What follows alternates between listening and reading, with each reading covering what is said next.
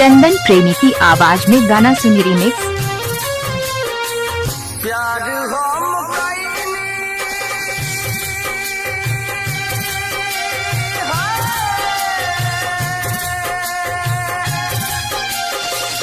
प्यार हम कईनी दगा दे गई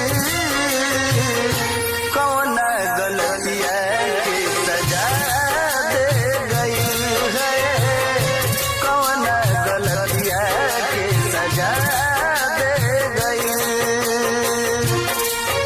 इलाका किसी का हो धमाका डीजे चंदन किस कुमार राज का होगा।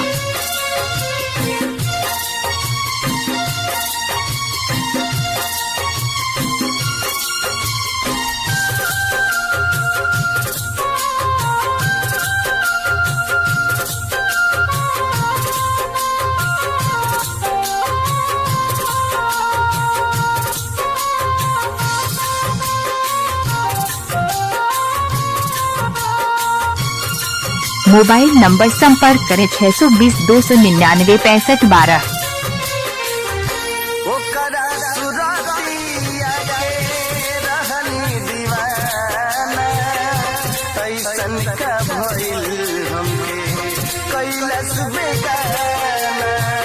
चंदन डीजे का नाम तो सुना ही होगा।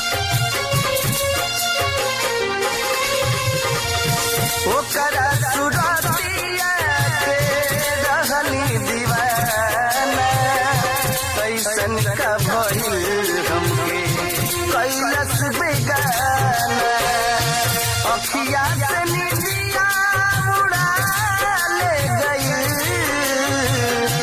अखिया से निदिया उड़ा ले गई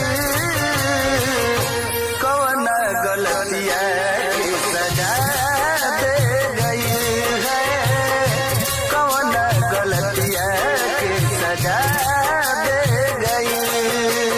चंदन डीजे आपका गांव कहाँ है? मेरा गांव है पुखराम कचैया।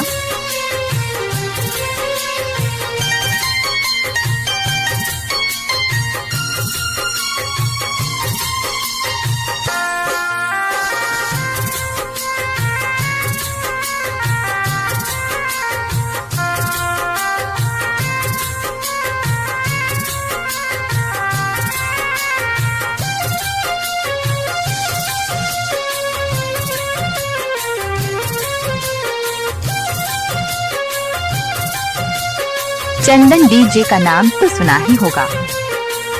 हम मर जाई हमार करेला मनवा पिंटू पुजारी के टूटल सपनवा। चंदन प्रेमी का नाम तो सुना ही होगा।